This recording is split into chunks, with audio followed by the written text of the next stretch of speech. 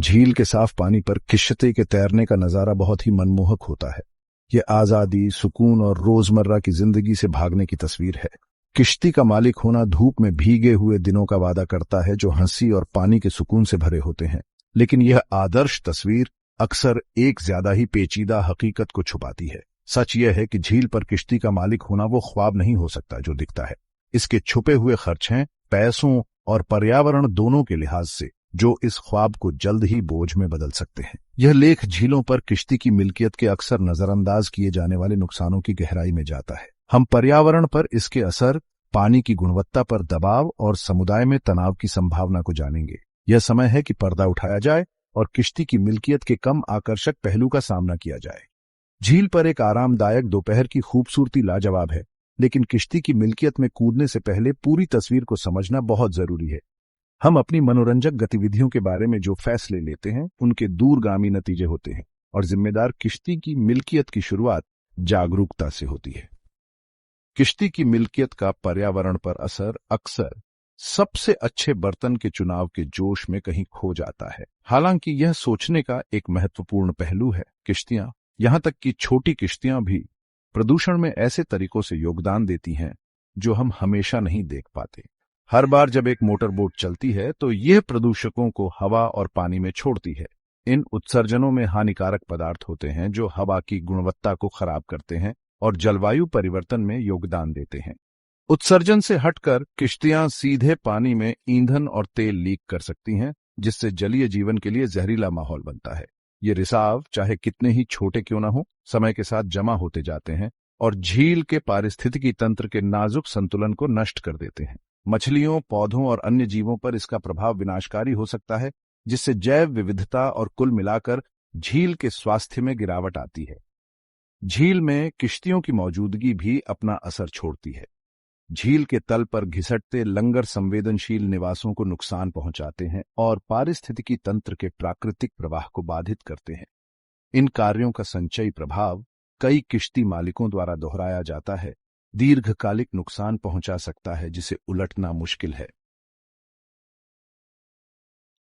कल्पना करें कि गर्म दिन में झील के ठंडे ताजा पानी में गोता लगाएं, सिर्फ खुद को गंदे पानी और एक बुरी गंध से घिरा हुआ पाएं। यह कई झीलों के लिए एक दुखद सच्चाई है जो भारी नाव यातायात के प्रभावों से जूझ रही है। किश्तियां पानी में प्रदूषकों का एक मिश्रण लाती हैं, इसकी गुणवत्ता को कम करती हैं और वन्यजीवों और मनुष्यों दोनों के स्वास्थ्य को जोखिम में डालती हैं। मुख्य अपराधियों में से एक है किश्तियों को चलाने के लिए इस्तेमाल किया जाने वाला ईंधन और तेल। यहां तक कि छोटे रिसाव और फैलने से पानी की सतह पर एक पतली फिल्म बन जाती है जो ऑक्सीजन को पानी में घुलने से रोकती है। इस ऑक्सीजन की कमी से मछली और अन्य जलीय जीव का दम घुटता है, जिससे झील के पारिस्थितिकी तंत्र का नाजुक संतुलन बिगड़ जाता है। इसके अलावा नाव की सफाई के उत्पाद, जिनमें अक्सर कठोर रसायन होते हैं, झील में अपना रास्ता बनाते हैं, जिससे पानी और भी प्रदूषित होता है। ये रसायन मछली, उभयचर और अन्य जलीय जीवों के लिए जहरीले हो सकते हैं, जिससे बीमारी और यहां तक कि मृत्यु भी हो सकती है। इन प्रदूषकों का कुल प्रभाव झील का धीमा विषाक्तता है, जिसके पूरे पारिस्थितिकी तंत्र के लिए संभावित रूप से भयावह परिणाम होते हैं। नाव के प्रोपेलर का लगातार चलना झील के तल से तलछट को हिलाता है, जिससे पानी की गंदगी बढ़ जाती है।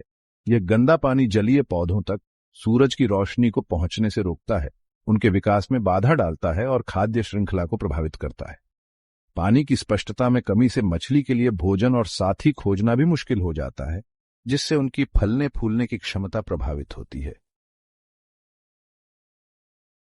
किश्ती का मालिक होना एक सपने के सच होने जैसा लग सकता है, लेकिन इसकी अपनी चुनौतियां हैं।